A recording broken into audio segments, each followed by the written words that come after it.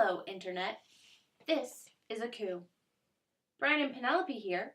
We've kidnapped your vlogger, and now we're in charge. This really isn't necessary, Penelope.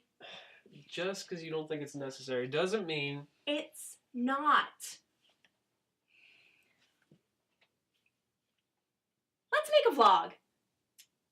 Really? Yeah, let's do it. In fact, I know just what we should vlog about. What's that?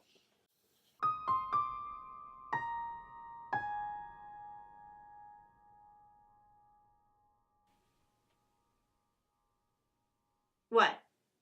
You hate computer science. Mm-hmm. I don't hate it. I just don't like it as much as all the other kinds of science. Just because I don't personally love programming doesn't mean there aren't great programming-related stories.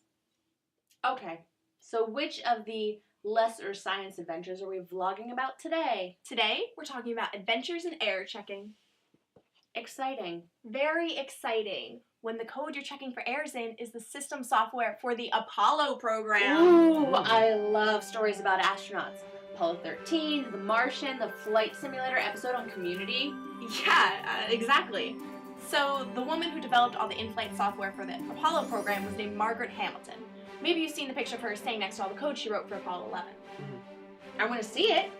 Oh, well, they showed it to us in my history of CS class freshman year. Yeah.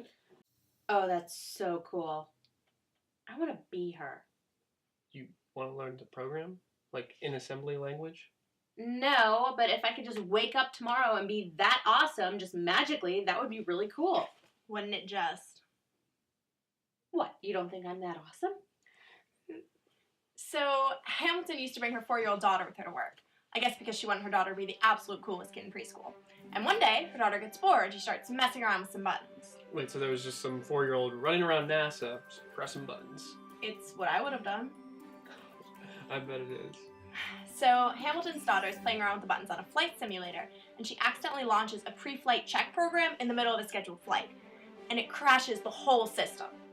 It destroyed the simulator? No, it revealed a real weakness in the flight software. See, if the astronauts accidentally launched the pre-flight check program in the middle of the flight, the system would crash just like the simulator had.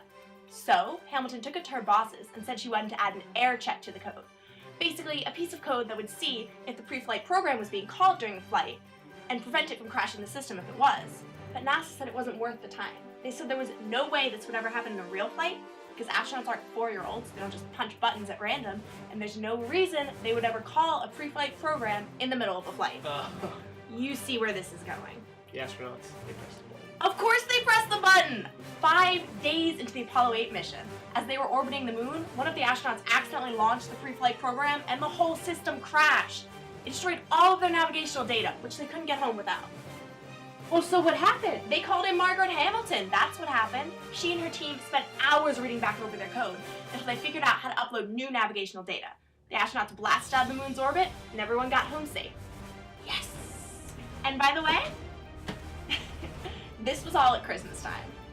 Are you kidding me? Once they were safely out of lunar orbit, the head astronaut radioed and said, "Please be informed, there is a Santa Claus."